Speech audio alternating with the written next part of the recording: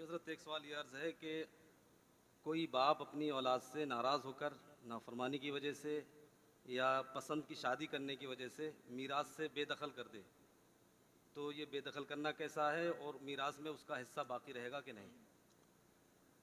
ماں باپ کا، ماں تو خیر نہیں کرتی ہے، باپ کرتے ہیں. آگ کرنا بولتے ہیں، آگ کرنا، میراث سے بے دخل کرنا، میراث سے محروم کرنا، یہ ان کے اپنے منہ کی بات ہے. حقیقت سے اس کا کوئی تعلق نہیں ہے. ماں باپ یا کوئی بھی کسی کو اس کی میراث سے محروم نہیں کر سکتا. میراث میں حصہ، ترکے میں حصہ اللہ نے دیا ہے، اللہ نے مقرر کیا ہے. اللہ کے مقرر کیے ہوئے حصے کو کوئی بندہ ختم کیسے کر سکتا ہے؟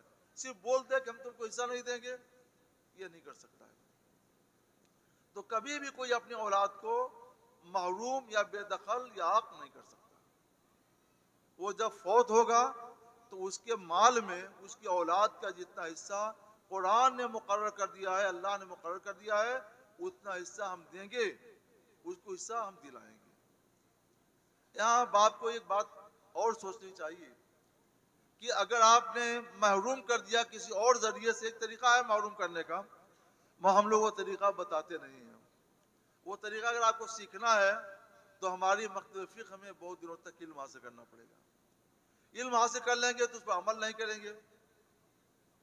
تو ایک طریقہ ہے، ہم اس سے بچتے ہیں اور آپ کو بھی بچاتے ہیں. لیکن اگر کسی نے ایسا کر ہی دیا تو حدیث پاک سنو.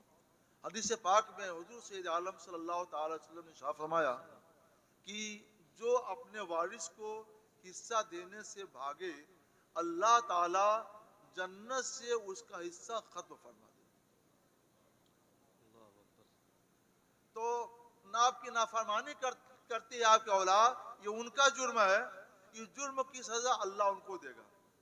اور آپ اس کو محروم کر دیں گے تو یہ آپ کا جرم ہے. اس جرم کی سزا اللہ تعالیٰ آپ کو دے گا کہ آپ کے حصے جنت سے اتنی مقدار ختم فرما دے گا. تو آپ اولاد کی نافرمانی کی وجہ سے جنت سے اپنا حصہ ختم مت کیجیے، مت کٹوائیے.